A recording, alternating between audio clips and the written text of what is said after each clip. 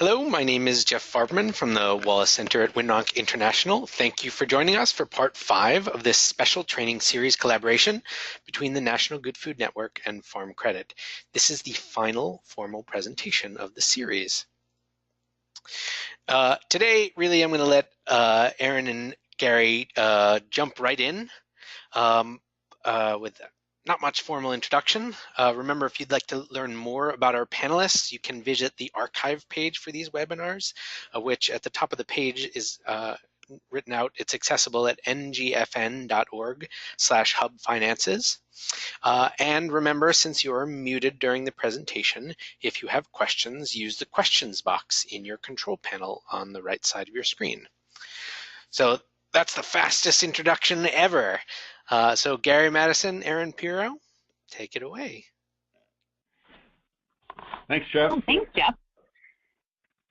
Well, let's get right into this. This is our review session, and our goal today is to quickly go through what we've talked about on previous webinars, and then kind of get to the point that we would like you to participate in the webinar. But let's go through why you should use this common chart.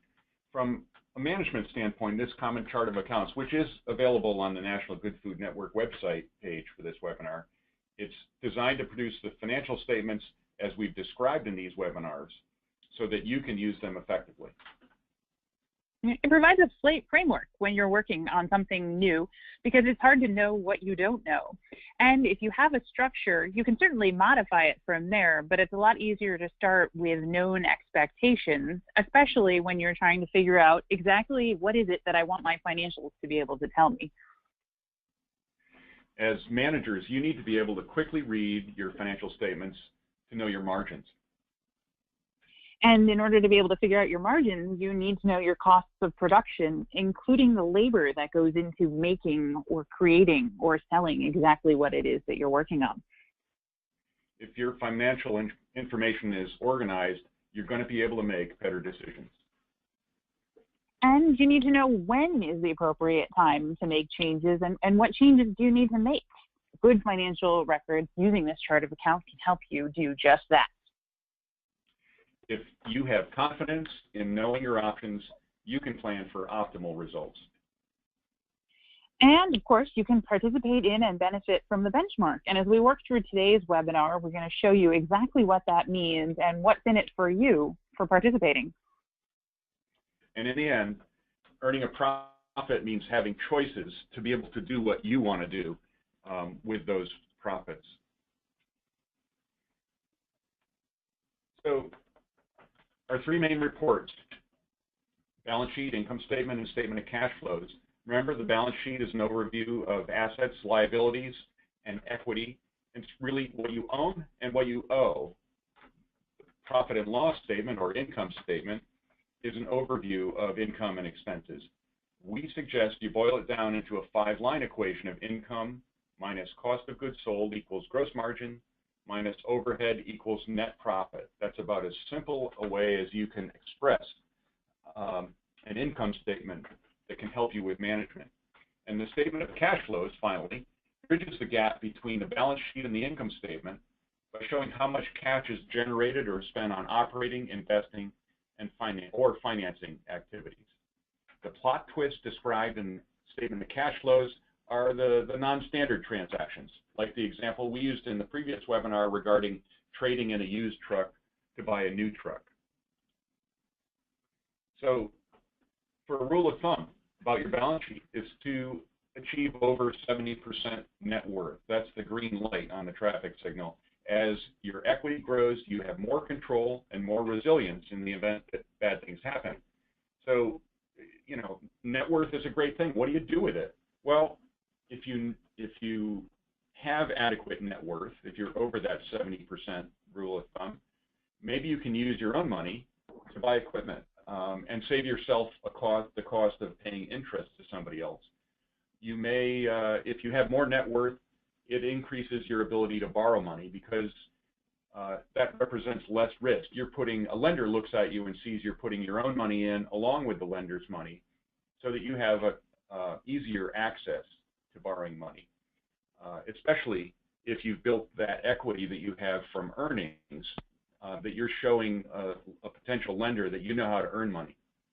Also, you can demonstrate to your board of directors that the operation is creating some economic value. It earns money, and that you have retained those earnings in equity to spend in any way that that board of directors or you wants, to show that you are going to be serving your mission.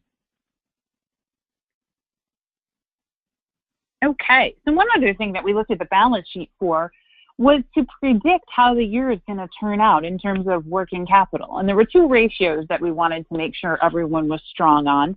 The current ratio, which is current assets divided by current liabilities compared to 1, and working capital, which is the current assets minus current liabilities, to help give you an idea of the magnitude of this. And all the working capital is how much cash or near cash assets do you have on hand in order to pay the current liabilities or those that you're going to need to pay within the next year. And if you complete your balance sheet each year at the end of your year and you see that you have a good amount of working capital, you're probably in pretty good shape. Right? How much is enough is going to be a different story. But if you sit here and see, as this company did at the end of 2015, that they had a cushion of $4,500 for the entire year, that's not a very big amount when you consider how prices rise. And just a 2% increase in their total prices would wipe out all of that working capital. So the days where a 1-to-1 current ratio may work are probably over. But again, that depends on how much you have for risk tolerance. Jeff, if you can put it to the next slide, we can look at what those risk tolerances are. So your working capital needs are going to depend on how often you receive money for your particular commodity or service offered. If you have a year-round cash flow stream, that's going to put you in a much different position than if you sell your entire crop or harvest or product line only in one particular season. How often do you need to make payments to your suppliers or creditors are also going to matter. How stable the prices are, both for what you're selling and what you're buying. And what is your ability to withstand any surprises that come up? I think that's going to be another important factor. We talked also about how the good guideline is to have 25% of your total business expenses on hand in working capital. And that relates much to personal finances, where a lot of the experts suggest you have at least 3 months worth of cash on hand to pay bills in the event that you aren't able to work anymore. Same goes for a business. If you express your income statement in this 5-line format, you can concentrate on what's important. And if you express it as a percent of sales, you can compare your performance to other food hubs or any other business for that matter.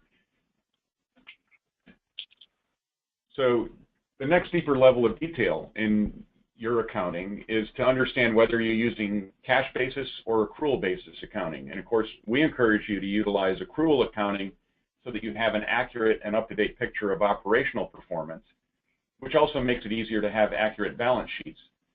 Remember, management and financial decisions should be made by looking at a combination of income statement, balance sheet, and your statement of cash flows.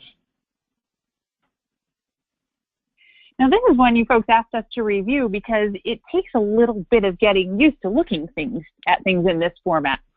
So what we want to think about with the income statement is looking at what we sell, not where we sell it or how we sell it. So for instance, on our farm, when we go to a farmer's market, we set up the farmer's market as a customer within QuickBooks and then record the day's sales under that customer, because then we can look at, under sales per customer, how much we made at that market during the entire year, how much we made at each particular day we were at that market, and we can still look at our margins on the P&L in the most basic format. And that's what this chart of accounts is set up to do. So you can see our protein sales were $143,000, our protein costs were $132,000, which means we only had $11,000 to contribute to overhead and profit, or 8% of our total sales. But this is cash accounting, which means we're not considering everything that our company did. So we need to take it one step further, and that's what we do on the next slide. we start to look at the changes in accounts receivable and the changes in accounts payable. Now, you need to do this with your inventory, your supplies, your prepaids, and your accrued expenses also. However, we're going to concentrate on these two for this example. The accounts receivable went up, which means we need to add sales. We just haven't been paid for them yet, but we've really earned that money. Likewise, our accounts payable went up as well, which means we really incurred or used those inputs and those expenses. We haven't paid for them yet, but they need to be included so we know our true costs of production or costs of goods. Now, when we know, because we've asked and kept good detail, that these are all for proteins, that's going to give us a much different perspective on this department within our business. And that's what we see on the next slide. The protein sales plus the accrued sales that we didn't get paid for yet, add 57,000, and I think, Jeff, if you advance the slides, will show that. And adding the cost now give us totals, which show that we actually made $61,000 of margin on the proteins, or 30% of sales, which is right in line with what we see our peers doing. So now we know we're actually on target. Now, the one consideration with accrual accounting is we've got to make sure those receivables are good. So if we just sold this to a good customer, we expect to get paid, everything is well, fantastic. We do need to consider, though, that if they start to get over 30, 60, 90 days, depending on what your arrangement with your particular customers are those receivables still good? Because we need to make sure that we get paid for it overall. But because we've already done this work, we're working with good customers, we know we're going to get paid, we want to look at the true performance of the business, because that's going to put us in a very different mindset when we decide what do we need to do planning-wise for our protein. We also talked about the statement of cash flows, which Gary's going to get back into. How about if I just do a quick introduction, then you can get into some detail.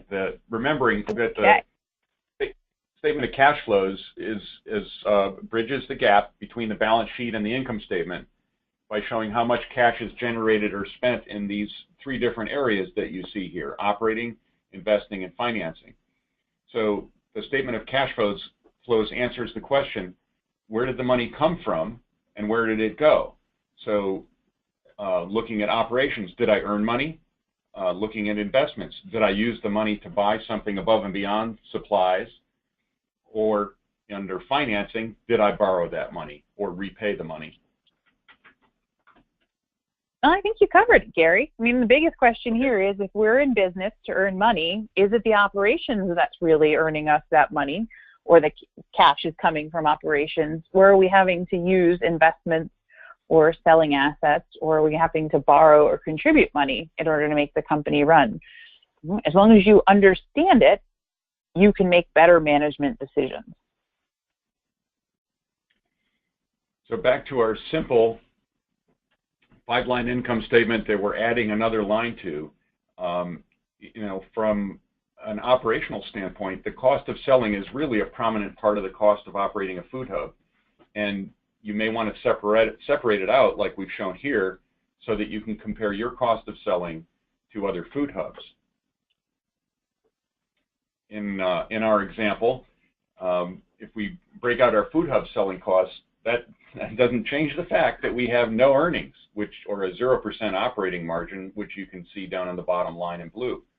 So if we're looking for the reason why we aren't making money, we can look at our selling costs and say, wow, we're doing pretty good. They are low at only 7% compared to a benchmark of 14%, and that's probably not our problem. Our first problem we need to solve is more likely in our cost of goods sold up there on the top line, because our cost of goods sold is 81% and the benchmark that we're comparing to is 70%. So we should think about controlling the cost of what we buy, reducing shrink, or increasing prices. And we might want to talk with our team about some of the approaches here, because The longer I live, the more I realize you do get what you pay for. And if we always try to skimp on the selling cost by hiring the lowest priced salesperson, perhaps we get someone who doesn't like people. And that makes it very difficult to engage and also to show why our product might be worth it, even if it costs a little bit more, right? Local food, it's good for you. It's right here. It's good for the environment. It's good for the local economy. It's great for the producers, all of those wonderful things.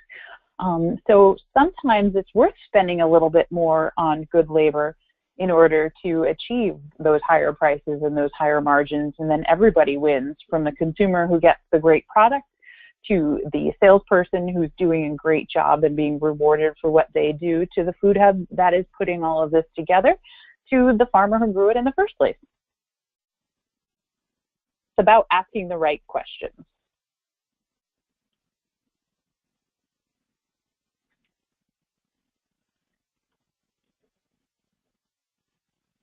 Go ahead, Erin. Okay, I thought you were still on mute.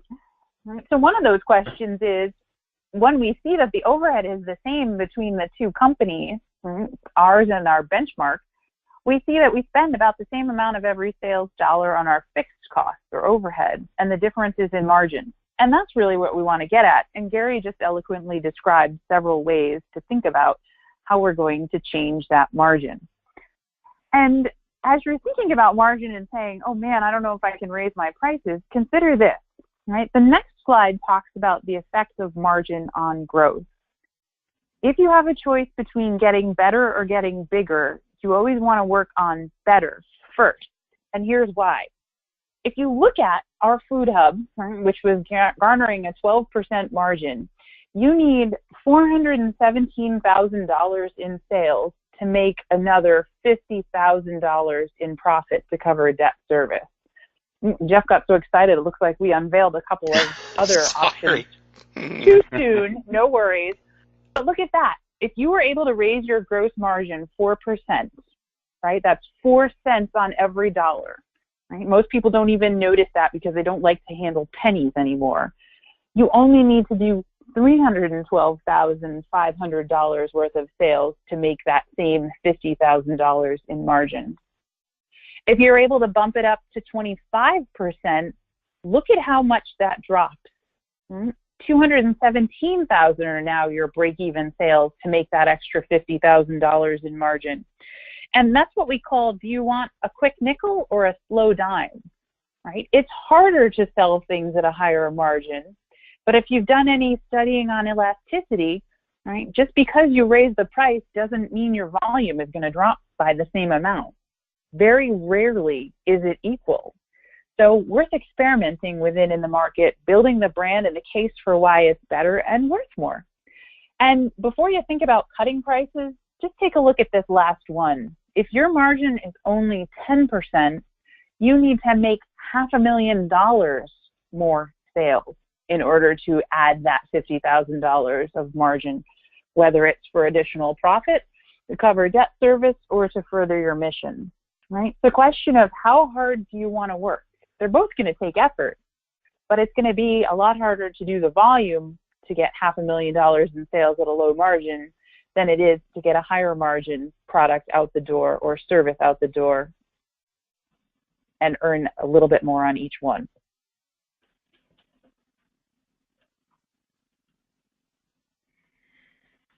So Gary talked earlier about a couple of these. You've got lots of choices. So which one do you like best? Gary. So Erin just explained raising prices and the consequences of raising prices. You can do a combination of these solutions to be able to effectively manage. We're not suggesting that you do just one thing. The essence of managing from your financial statements is to be able to see the options that you have. And even in the examples that we've been giving you, all we've been looking at are our 5-line, well, it's an expanded 5-line income statement showing our selling costs, and we're having a very in-depth discussion about how our business makes money. The thinking that you have to look at very complicated financial statements in order to find the right combination of solutions is a little misguided.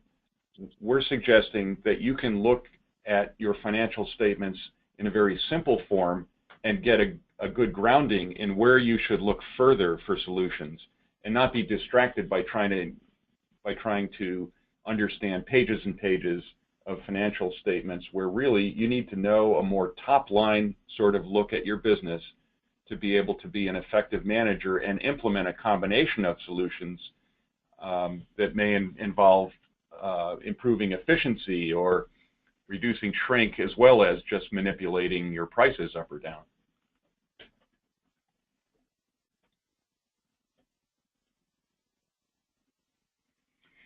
So as managers, what is it that we're supposed to do? I think the most important thing is to set goals. If you're able to understand where you want to go, you have a much higher likelihood of getting there. If you don't know where you're going, you're never going to know whether you reach a goal or not. Comparing to a benchmark allows you to set goals within a range that other people have achieved. And in the interim there, if you don't have good records to be able to base your decisions on, you're not really going to know if your performance is changing in order to accomplish those goals. Right. One of the other things that I work with clients on all the time is building a profit team. If you think about it, nobody makes it to the Olympics without a coach. Sure, you can practice all by yourself, but when someone else is holding you to that higher standard, you're a whole lot more likely to achieve your goals. And it really is one of the most rewarding parts of my job, working one-on-one with clients, setting those goals, identifying different avenues in which to get there, and then helping focus them on that. Right? Too often we see the fear of missing out in terms of we don't want to give up one thing because there's an opportunity there times 5 or 10 or 15. But if you focus and use the tools such as the benchmark information and focus on one thing at a time, do it well, practice it so you can compete, then you're going to be successful. So in the end, what we're suggesting is that you get yourself ready to participate in our next Food Hub benchmark that we'll be collecting information for in early 2018. The idea of these webinars is to help you understand your financial statements, encourage you to use a common chart of accounts that will lead you to good financial information, and will also allow you to easily access that information to be able to contribute it to the betterment of all Food Hub operators by participating in our 2018 benchmark. This will be the third time we've done the benchmarking study. We've gained participants each time we've done it, and consequently have gained a lot more detailed information. There is on the NGFN website a link to the benchmark study. If you haven't downloaded that and read it, we suggest you do, because they're further examples that are built on the kind of information that you have been exposed to in this webinar. From the basic information of financial statements and record keeping that we've covered in these webinars, we think you'll be able to understand better the information that's in the Food Hub benchmarking report, and you'll see the value of participating in this benchmark in 2018. Erin, do you have anything to add about benchmarks? I just would love to hear any suggestions. If you have questions about what does everyone else do in the industry and are looking for those answers, drop one of us an email, because as we go through the rest of 2017, we'll be compiling those kinds of questions. And of course, want to make sure it's easy to benchmark, meaning easy to get at that information. But sometimes it's just a question of turning the way the data is presented a little bit to ask in terms of how much per customer instead of how much per square foot or something along those lines. So keep your questions coming. And this webinar will be followed by one tomorrow, where we have our office hours. Jeff, can you describe those? Yeah, sure. So here's our full schedule. You see we're at the end of it. Our office hours are really sort of open time for you to ask detailed questions. If you would like, we're able to unmute you and you can chat back and forth with Erin and Gary. And since tomorrow is our final office hours, it's really any question goes for putting it sort of the content of knitting the different reports together, or details on any of the reports. This is sort of your final opportunity to answer your questions. Buff up before the test. Now, of course, in this case, your test is real life, which is to say mastery of your hub's finances to encourage success in your business. Also, Gary mentioned the benchmarking studies. The studies are linked to from that same webpage, ngfn.org/hubfinances, and we also link to every one of the recordings of these sessions as well there. And I encourage you to direct anyone you feel would, on staff or in other hubs or whatever it is, if they would find this series beneficial, please direct them there. We intend that to be an evergreen archive. It'll be there forever. The Wall Center is committed to continuing to increase the amount of good food in the food system any way we can, and so always there and always free.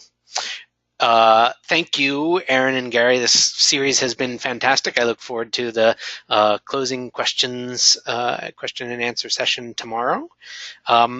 You can find the National Good Food Network on YouTube, Twitter, Facebook. Also, our website is ngfn.org, if I haven't said that enough times. And please email us at contact@ngfn.org at any time. Please remember that when this webinar ends, a post-webinar survey will pop right up. Just answer just a couple questions. It really helps us with our funders and to make our series better. And don't forget, we'll see you tomorrow. Bring your burning questions. All right, thank you all.